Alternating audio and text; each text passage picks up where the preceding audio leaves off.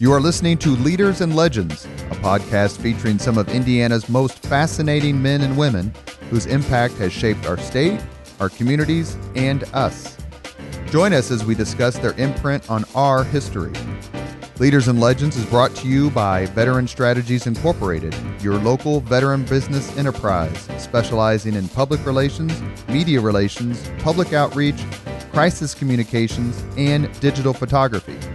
My name is Robert Bain, Principal of Veteran Strategies, former Deputy Chief of Staff to Mayor Greg Ballard, and Communications Director for the Indiana Republican Party. I'm honored to be your host for our discussion. Thank you for joining the Leaders and Legends podcast, presented by Veteran Strategies, and now, to our great excitement, sponsored by the Girl Scouts of Central Indiana, we have their CEO joining us on the mic, Danielle Shockey. Thank you, Danielle, for joining us, not only for this podcast, but for future podcasts. Thank you. Oh, thanks for letting us be a partner to Leaders and Legends. We are excited to be here. Well, the credibility is all yours because Leaders and Legends has gotten a terrific response, but being associated with an organization like yours will make all the difference, and we can't thank you enough here. Thank you, and look forward to many more podcasts and many kick-ass female guests because that's what we're looking for, and we've got one today. Shelly Fitzgerald has been an absolute rock of Gibraltar when it comes to standing up for herself the last several months. She was employed at Roncalli, I believe still employed administratively, however you want to say it, but has been a beacon of hope and love and kindness to many of us for the past several months. She has been very gracious in accepting our request to come on and kind of talk about her experience and how she was wrapped and really had almost the entire Indianapolis community wrap their arms around you. And we're very lucky to have you. Thanks. I'm so happy to be here. And I'm going to stop. So, thank you very much, and we appreciate your time. It's funny, I wrote an article about you in August of 2018. I did not know you, but my kids went there and said great things about you. And when I saw what was happening, I thought it made sense for my very first star column ever to make you the focus of it. And I'm glad I did. And all of us who care about how people are treated owe you a debt. Thank you.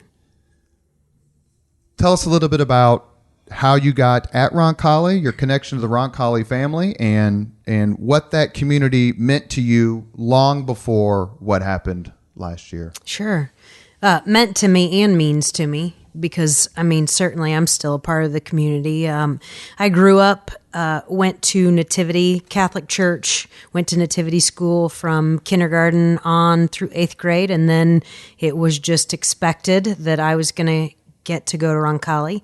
And so I've been a part of that community for, not to date myself, but well over 30 years, active in the community, went to school there, loved everything about it, made great friends there. I've kept great friends there. Upon graduation from high school, I went down to the University of Southern Indiana and played softball down at USI. And after I graduated, I moved back to Indianapolis for a short time, substituted at Roncalli, coached a little softball at Roncalli just to stay involved in the community. Got a big girl job up in Chicago and moved up there for a few years, and quickly realized that I'm a hometown girl. I wanted to be closer to my family. I was having nieces and nephews. Just wanted to be a part of being back here. So I moved back to Indy. I worked at Lawrence North for a few years and then recognized that everything that I loved about coaching and teaching was the relationships that you build with students. Probably not, my favorite part wasn't the lesson plans and the grading, but the communication, the impact that you make on kids, the impact that they make on you. So I decided to go back to school and get my master's in counseling, in school counseling, because that to me was like everything that I was doing on the coaching field, but then I got to be, involved in the everyday life. And so I went back to school and busted my way through in a year and a half, went full-time, got my master's in counseling, and reached out to Roncalli, ironically, to ask them if I could do an internship there for free. because I wanted to be back there so bad. And they didn't have any openings at the time, which was fine with me. I was willing to work there. And right before the school year started, one of the counselors left, and so I was able to interview for the position. Had no experience, but was graced with being offered the position as a counselor. And this would have been my 15th year there. After 3 years there, I was asked to be the director. Well, I interviewed for the director of guidance position, and I had been the co-director of guidance ever since. There's your church, our church, right? It's had its moments lately, some good, some bad. But it seems to me that the Catholic community at Roncalli really rallied, not only because they know you, but also because it was the right thing to do. How is your opinion of the Roncalli family only grown in the last year? Because adversity is really where you get tested, right? I mean, fair weather friend, that sort of thing. So how did your thoughts and dedication and commitment to Catholicism, to the Catholic education system, get intensified in a good way over the last several months? Yeah, I mean, same way it did when I was there.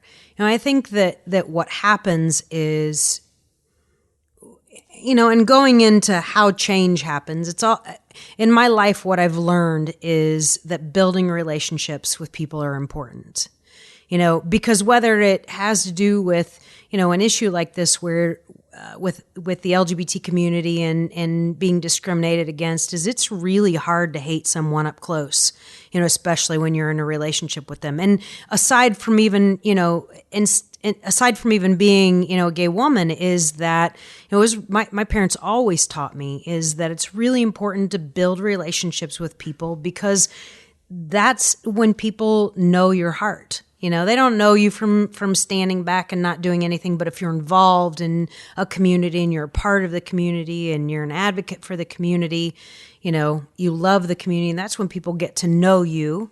And so it's been easy at Roncalli, and anybody who's been in the hallways of Roncalli, and it could be from representatives from colleges who come and visit us to, someone from St.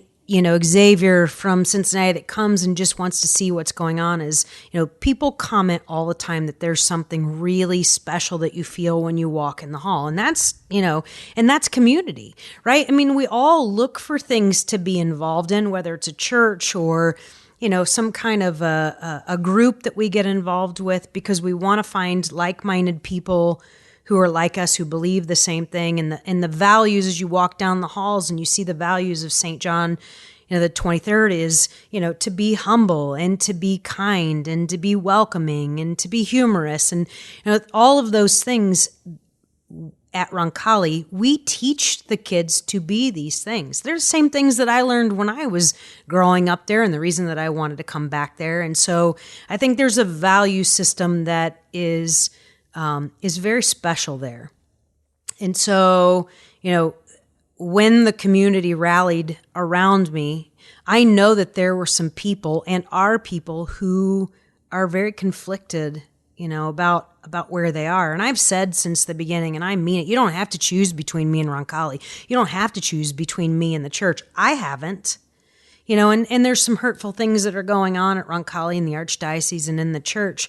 But I think that the important component is to continue to have conversation with one another, even if they're on the opposite side as you, so that we can come back together instead of continuing to make the division even greater than it is right now. No, I'm just thinking about lessons learned, right? Sure. You said it wasn't your favorite part of teaching, making the lesson plans and grading the papers, but I'm thinking about the students. Right. So the students who have been a part of your journey, what do you think the greatest lesson for them has been so far?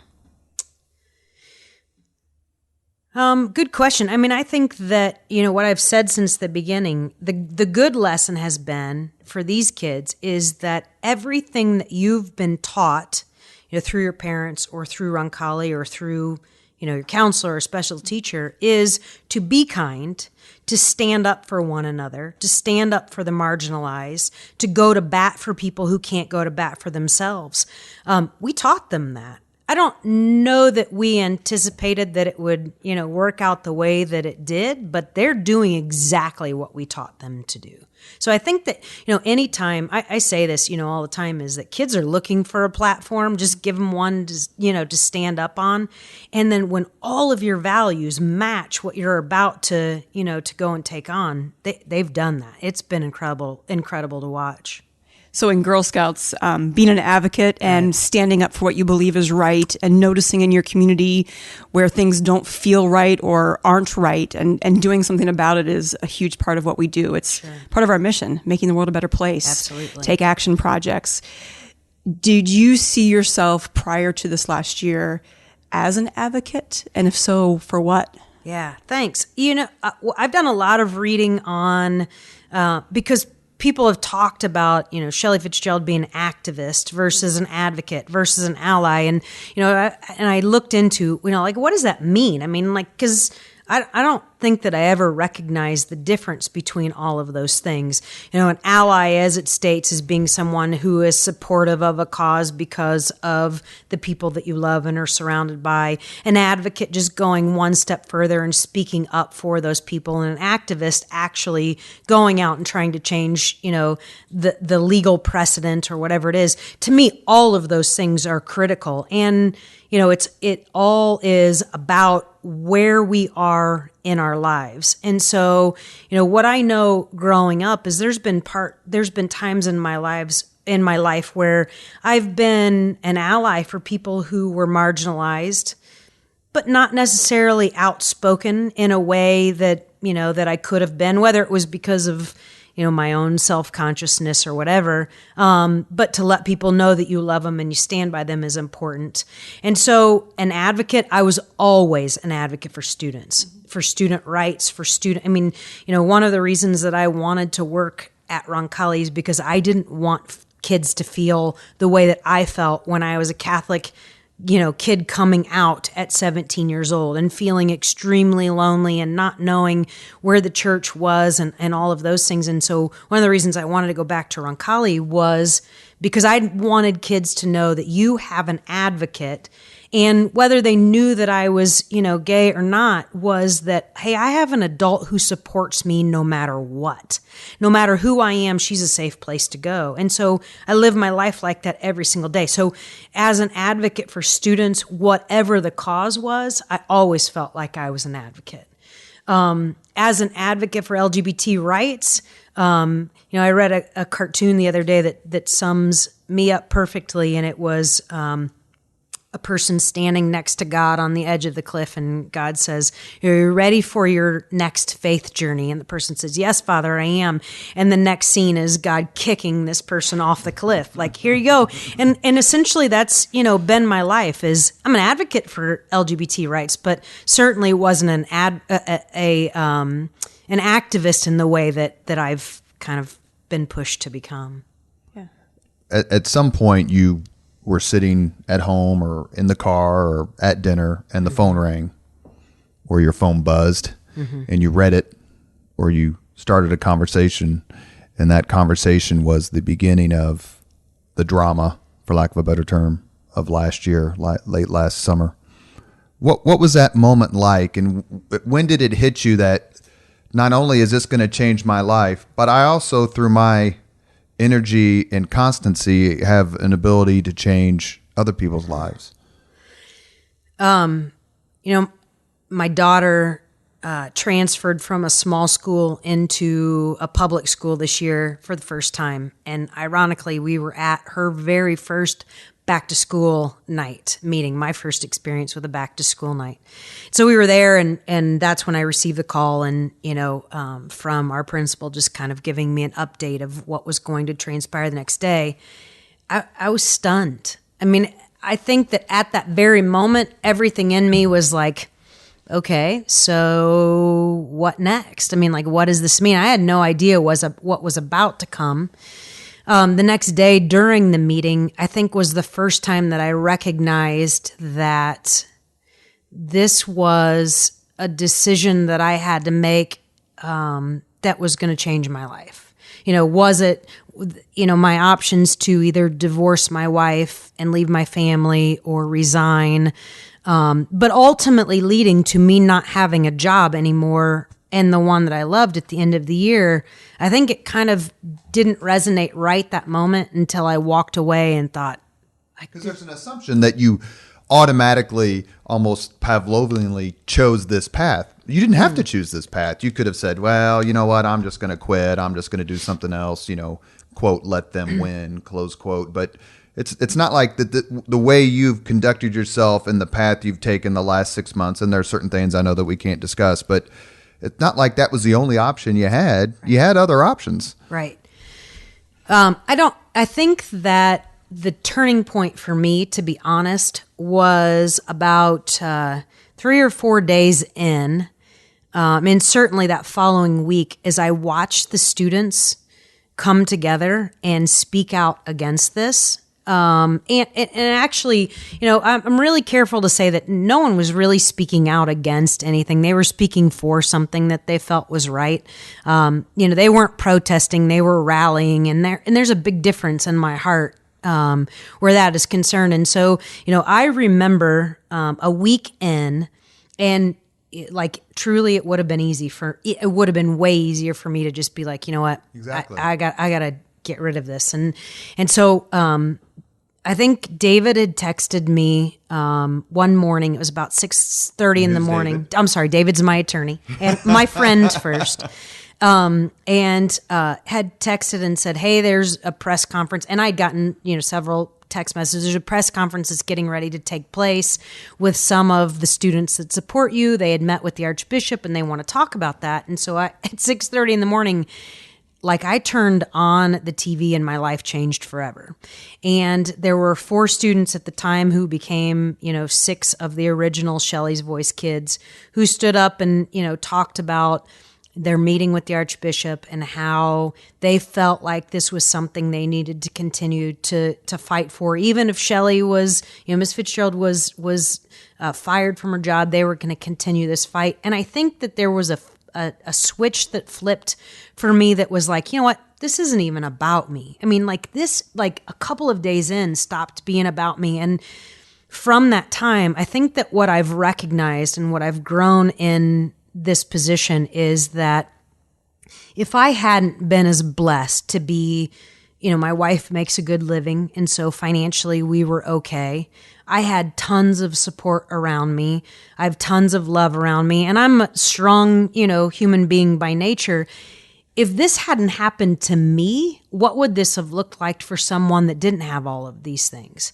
And in the LGBT community, when kids in particular, people don't feel supported, their mental health is impacted. They turn to drugs, too often, suicidal ideology. And I'm grateful that I've been blessed to be strong in this. I don't think it's an accident that it happened to me because I'm ready to take it on. But it's not about me. It's about I don't want this to happen to anybody else. I don't want anybody to ever feel this way again.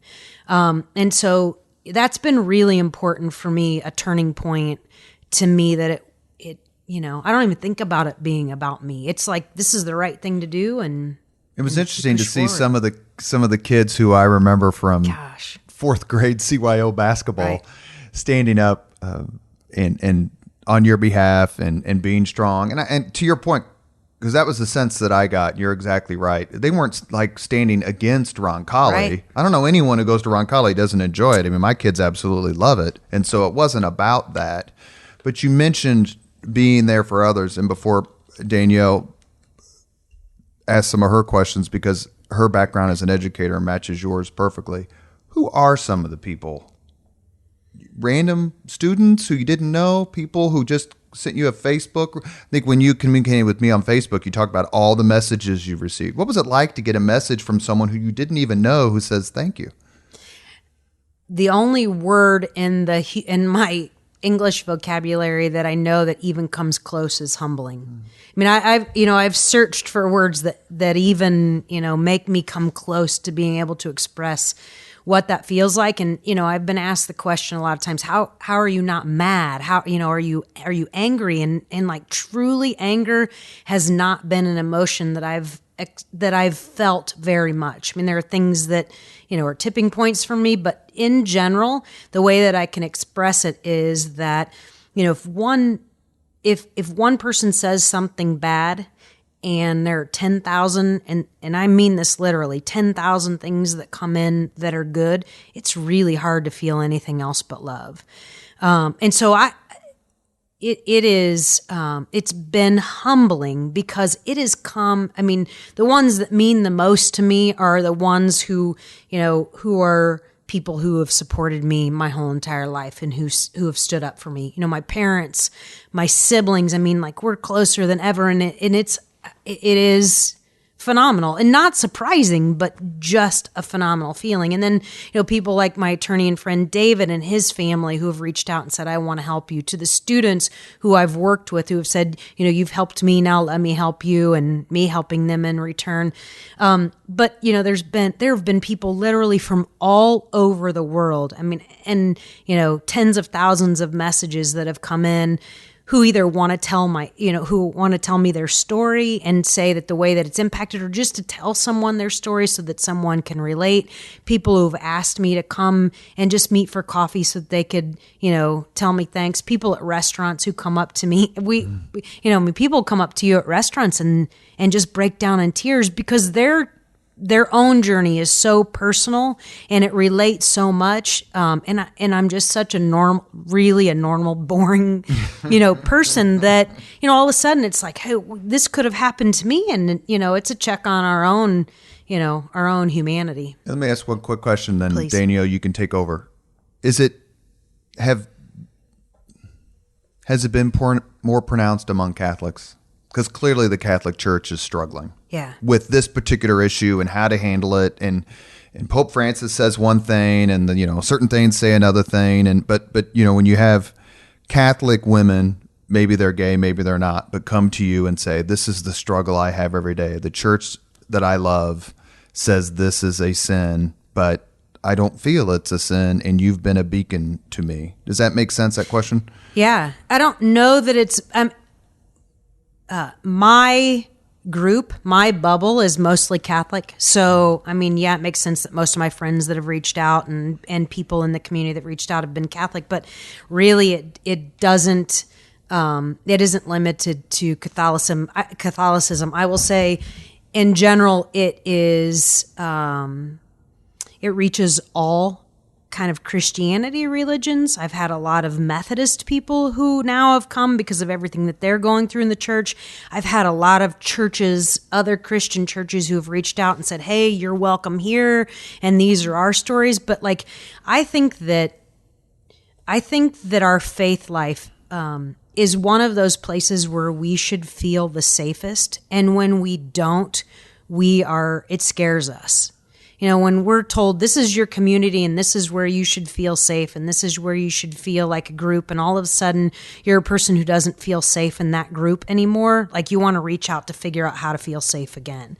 And so a lot of people have reached out to me to say, how do you keep your faith? How do you still go to church? How do you still be a part of that community when it feels like they don't want you there? So no, it hasn't been specific to Catholics per se, but there's been a lot of people in common of faith that have come to me. Mm-hmm. You mentioned that you feel like maybe other people in a similar situation could not have been in a kind of a blessed space to deal with it, that you felt like this fell at your feet, potentially for a reason, is kind of what I heard you say, and I don't want to put words in your mouth. Yes. And because of that, do you see yourself in the future taking this platform and this opportunity you've been given to do something, and I don't want to say bigger, because being a counselor at a school with children and a community is huge, but do you see yourselves, and if so, what do you see that, or do you know yet? I don't know yet. And part of that is because truly until 8 months ago, I was doing exactly what I wanted to do and where I wanted to be for the rest of my life. Mm-hmm. So we ask teenagers all the time, what do you want to do? What do you want to be? And they're like, I don't know. It's the same thing for me. It's like, I haven't thought beyond this. right away when this happened and we went over for dinner for the first time with the Shelly's Voice kids, the kids who've started the foundation. And one of the kids said, so if you get to go back to your job, are you still going to stand with us and fight for a change in the contract? And I mean this, wholeheartedly, is I'm never going to walk away from this. And I don't know what aspect, I'll be involved in it. I'm not, I'm not political by heart. But I don't know what I want to do. I know that I want to stand up. I've always wanted to stand up for people who can't stand up for themselves. And I've been given a platform that is a tremendous one to have. I want to change things. And I think that, LGBT rights or women's rights or whatever, at the end of the day, they're human rights. And that's who I want to stand up for. And so, I don't necessarily want to just stand up for LGBT but what I have found in all of this is there's a great group of marginalized people who are discriminated against every day that I had no idea. My bubble was pretty big, and it wasn't just a slow leak. It was popped in one day. And I have been exposed to things that I've never been exposed to. And what I know is that I want to fight for human rights, and I want people in general to feel good about who and where they are in their lives. Yeah, it sounds like you've been kind of given a gift at the same time. That's how I feel. Exactly how I feel, how I look at it. So you see, you get an email or you get a phone call for about the same situation, but for an entirely different reason. And it reads, Ellen DeGeneres wants you to come on the show. Talk about that. I haven't gotten one of those yet, so I just want to know. I want to know how, Danielle, have you gotten one? Not yet. Yeah. Might be in the inbox. It is. A little buried. It is. Check your Facebook. That's where it is. That's where mine was. It really is surreal, and still every time that there's an opportunity to do something that I never thought that I'd be able to do, I stop and I'm just like really, whose life is this? They reached out about 2 weeks in. They had tried to reach out to me through Facebook, and I had so many messages that I just and was trying to intentionally stay away from social media right at that time. And so I didn't pick it up. And ironically, a friend of mine had written a letter to the show who had said, I know she was a teacher of one of my daughter. And so she was just like, I know them not just as friends, but I know them as parents, and I know them as, her as an educator and a friend. And so she had written a letter to the show, and turns out that multiple people had written letters, which is really kind, but they had contacted her to say, how do we get in contact with Shelly? And so she calls me one night. She says, so you're going to kill me, but I might or might not have written a letter to the Ellen show, and they might or may not have asked me for your contact number, and I might or might not have given that to them. And so later on that night, one of the producers called me and introduced herself and wanted to set up kind of a Skype conversation. And so we did that. We had 2 or 3 conversations with them over Skype and phone. And, they continued to say, Ellen is very interested in this, in this story, and she's been following it, but, we're on summer break right now. And so we'll get back to you. And, there's no promises, just to be in, we'll be in touch. And so on one Wednesday night, I got a call, and they said, can you patch your attorney David in with us? And he wasn't answering. And so she's like, we'll talk to him later.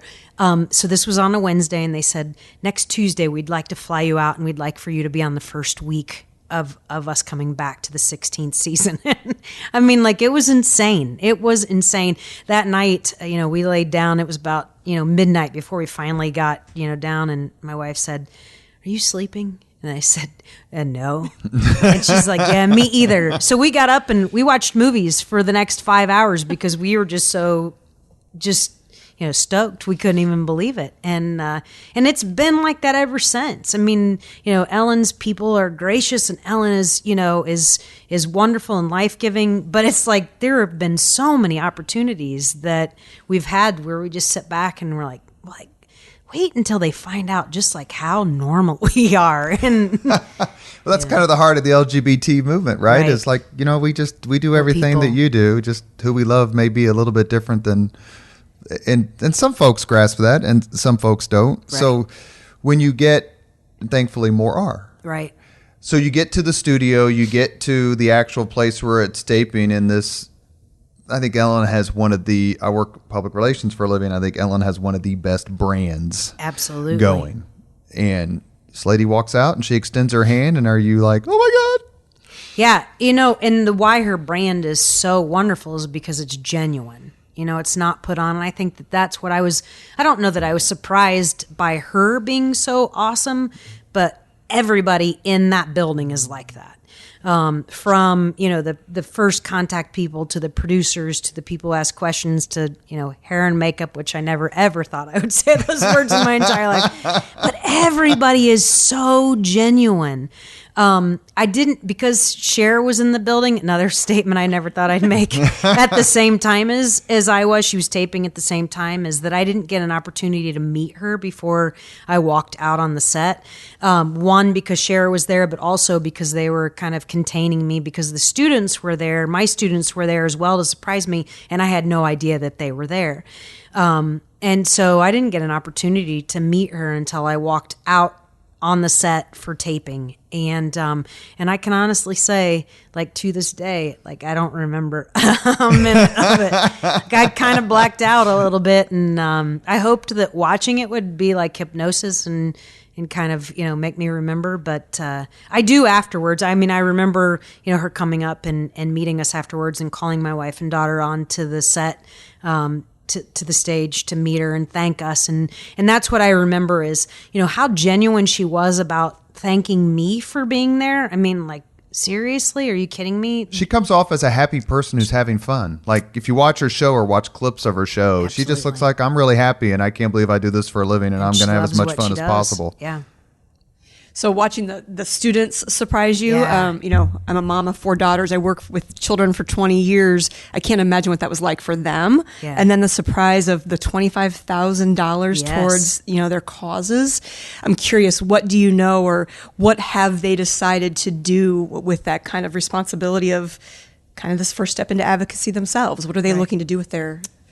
Well, they've done a lot of things, and most of it has been kind of branding. They had a great kickoff party last semester where they brought people in and spoke to people, had people sign up for the board and committee positions. In the future, I mean, I think that what they would love to do is, their advocacy has grown from just being about Roncalli and the Archdiocese and a contract to being national. I mean, they grew national really quickly.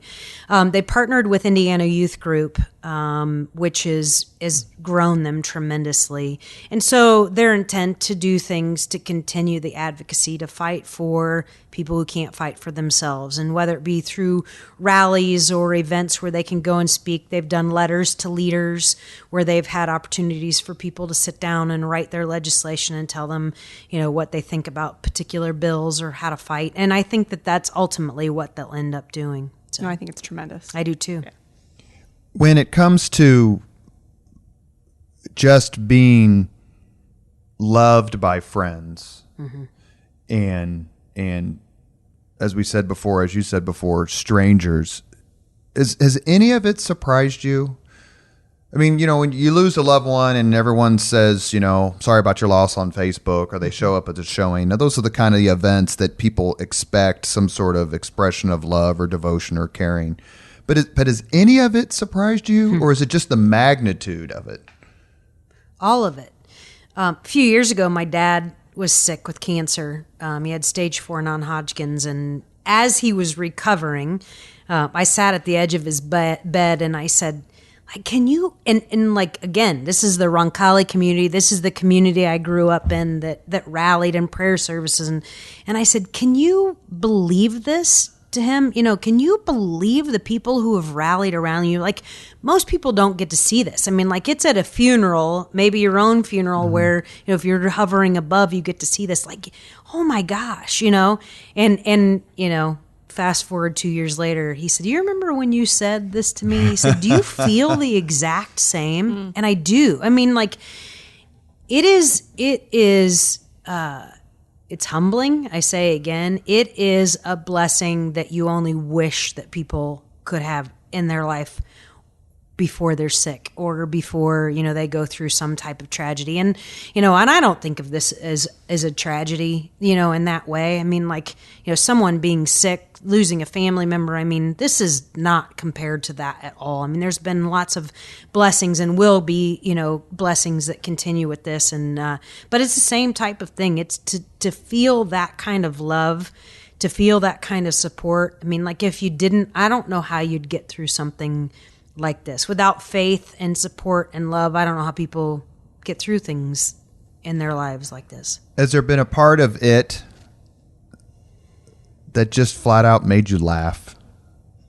Can you think of a moment since last summer that just you laughed out loud because of something someone said or something someone wrote or something someone sent you that just caused you to say, you know what, that's really funny and I can laugh at it, this, me?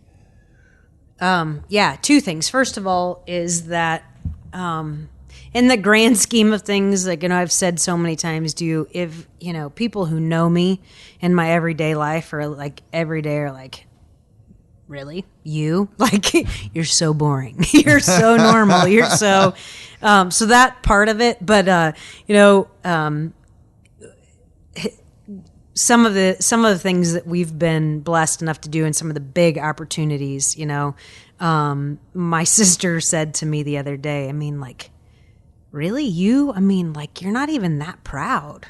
And I'm I am so proud, but I'm modest. And so I think that people are just, like, people who know me are just amazed that this is my life right now. I don't find it funny, but I think that it's unbelievable that people, still say to me like, "Oh, I'm fan crushing right now," and I'm like, I am so far away from, being that person that kind of tickles me a little bit. That people recognize me, and I the one thing that does make me laugh and everybody else is like I kind of only am known because of my hair. And so when I pull my hair back in a ponytail or I wear a hat, nobody knows who I am. Like, if I wear my hair down, it's like, oh, are you that counselor?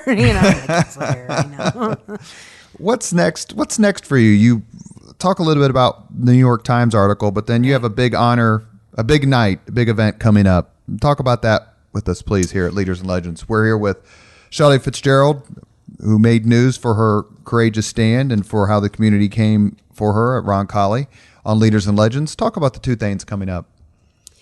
So the New York Times, Frank Bruni just wrote a really, really nice article about us a few weeks ago. And Frank was connected. Frank and I were connected through one of my really good friends and advocates, Catholic Jesuit priest in New York. His name is Father James Martin. Wrote a book called Building a Bridge that talks about how to bring the LGBT community and the Catholic community back together. Brilliant book. Father Martin and I have become friends and he introduced Frank Bruni and I, who writes for the Times, wrote a great article. And through that all happening, Notre Dame has a Gay and Lesbian Alumni Association that's worldwide. And this year they're honoring both Father James Martin and Pete Buttigieg, who, is the mayor of South Bend, who's running for president. And through this, my wife and I were invited to come to the awards ceremony in South Bend to honor these two, wonderful human beings. And so we accepted, and Father James Martin has a conflict. And so he's accepting the award via satellite, but he asked me if I would accept the award on his behalf at the evening presentation, which, again, floored me. One of these experiences, I kind of girl crush on Father James Martin a little bit. Boy crush, is that what that is? He's a tremendous mentor to me. And so not only to be able to go to that award ceremony and then to receive, the award on his behalf is a tremendous honor for me too. And it's happening on campus? It is on campus. And that give you hope? 2 weeks. Yeah. Well, we had a press conference not too long ago where, I've said there have been schools that have blazed this path before us. There are many institutions, higher education institutions, Notre Dame, Marian College, Dayton, Xavier. There are, Creighton University, Boston. There are universities that are extending same-sex benefits to their employees. They're trying to make a campus safe for not just the students that go there, but the faculty as well, to know that they are, they're loved and they're safe. And hey, if you do a good job, and we'll support you. And so, no, it doesn't surprise me about Notre Dame at all, because I knew that they were an advocate for this. Notre Dame's asked me to come and speak to their Prism and Spectrum groups, which are their on-campus support groups for both their students and for their faculty. They've asked, me to come and speak. And so I know that they're super supportive, but yeah, it absolutely gives me hope. It has blazed a trail for people to not have to do it on their own. For an archdiocese like, the Archdiocese of Indianapolis to not have to be the first to do it. There have been people who before them that are willing to say, not only have we done it, but we'll show you the way if you're interested in doing so. So very, very hopeful. Terrific. So you've had these platforms you've described, some surprising, some awesome, and Ellen and so forth. Is there a platform that you wish you could get invited to speak? A place, an audience, a conversation that you want to have that you haven't been asked yet? Well, my attorney and I joked at the very beginning, before any of this happened. He said, we're going to get you on Ellen, and we're going to get you in the Pride Parade, and we're going to get you on Anderson Cooper. Anderson Cooper is the place. He is.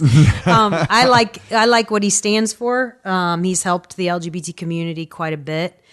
I think that the Human Rights Campaign currently is working with Congress, who have extended the equal rights to just 2 days ago, to ask for the LGBT community to be protected as a part of the Civil Rights Amendment of 1964, to say that LGBT are a protected class.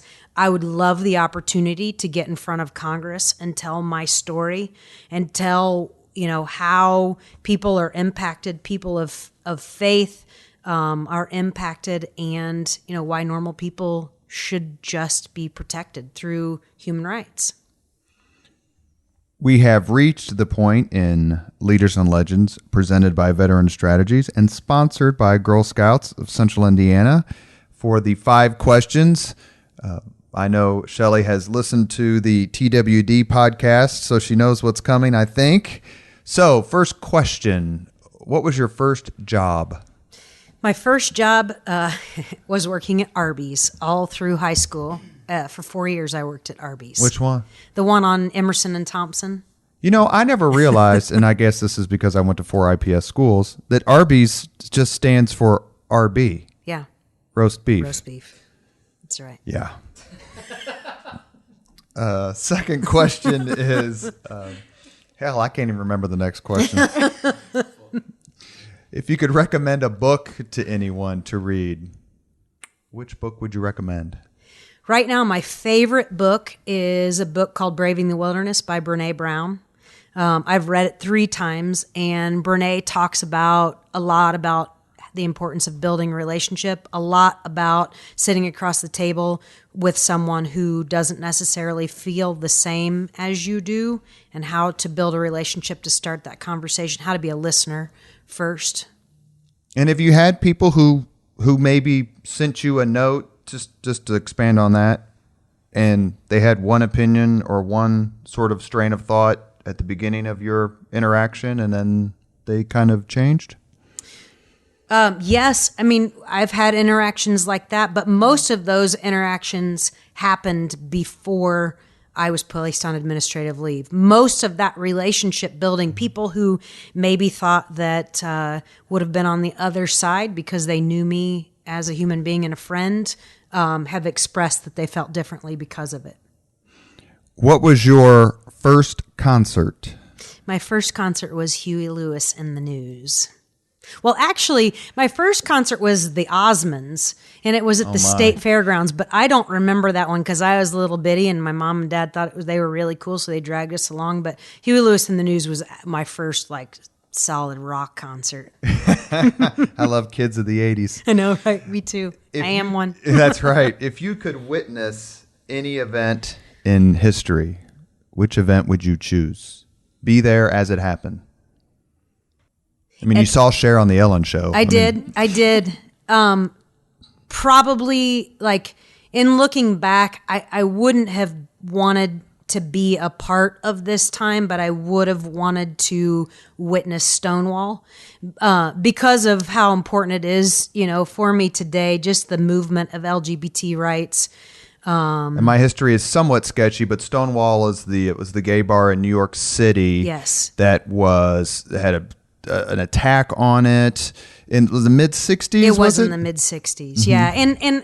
And coming from Stonewall, the era of Harvey Milk and, people standing up who were the only ones that stood up. And back then, and the reason I wouldn't have probably wanted to be a part of that era necessarily is because you had to be the most outspoken people. I mean, when people were afraid of gay people and what they were, it was because the most flamboyant and outspoken people were the only ones that felt comfortable for talking, and everybody else, sat back and hid. But it really was the first movement that humanized, or humanized, I don't know, Mm-hmm. The LGBT community. It was the first time where people stood up to say, hey, we're human and we're going to fight for our rights.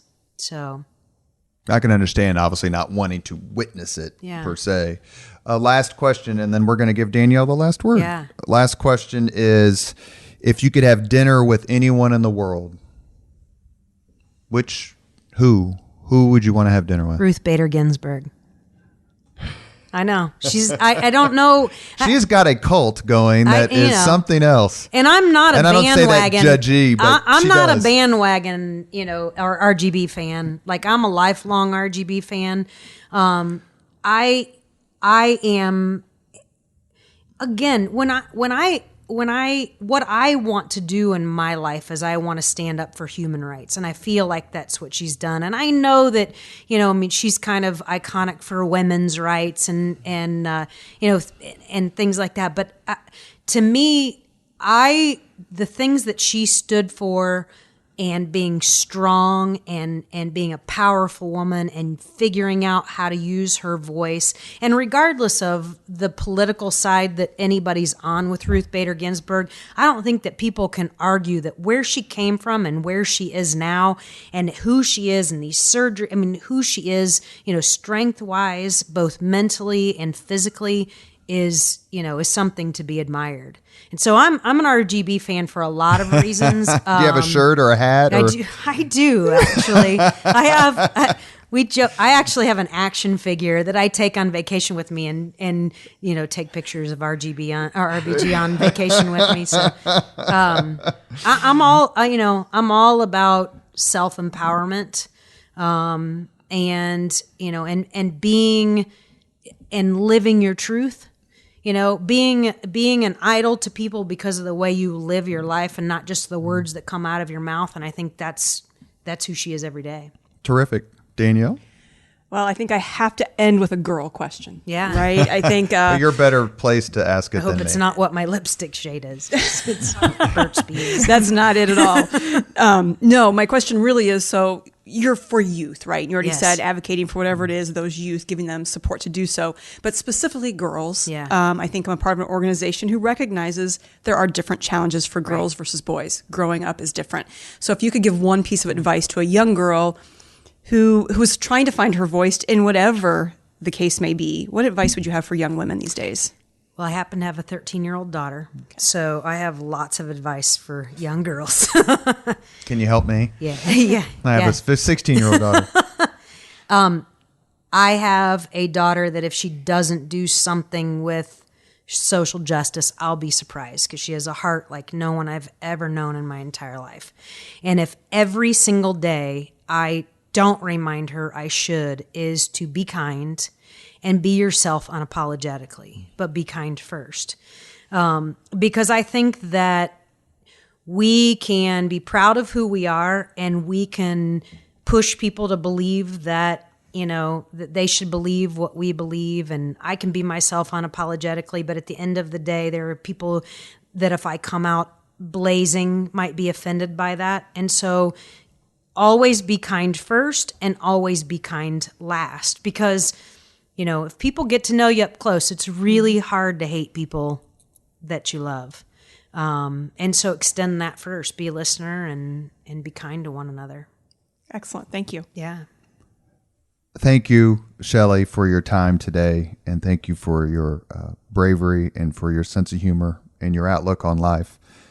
There's nothing more appealing than someone who can go through a trial with a smile on his or her face, and you've certainly done that. Thank you. Thank you. Appreciate everyone listening to Leaders and Legends, presented by Veteran Strategies and sponsored by the Girl Scouts of Central Indiana. Danielle, thank you for your time. I can't wait. This is the first of hopefully many. You're absolutely wonderful, and you talk about someone who's fighting like hell for good things. That's you. Oh, thanks for having me. We're blessed to be a part of this with you. I think Leaders and Legends is an amazing podcast, and I can't wait for what's next. That's very kind. Thank you very, very much, and thank you for listening. Thank you very much for listening to Leaders and Legends, brought to you by Veteran Strategies Incorporated. If you want to contact us about this program or our menu of public relations services, please send us an email at robert@veteranstrategies.com. That's robert@veteranstrategies.com.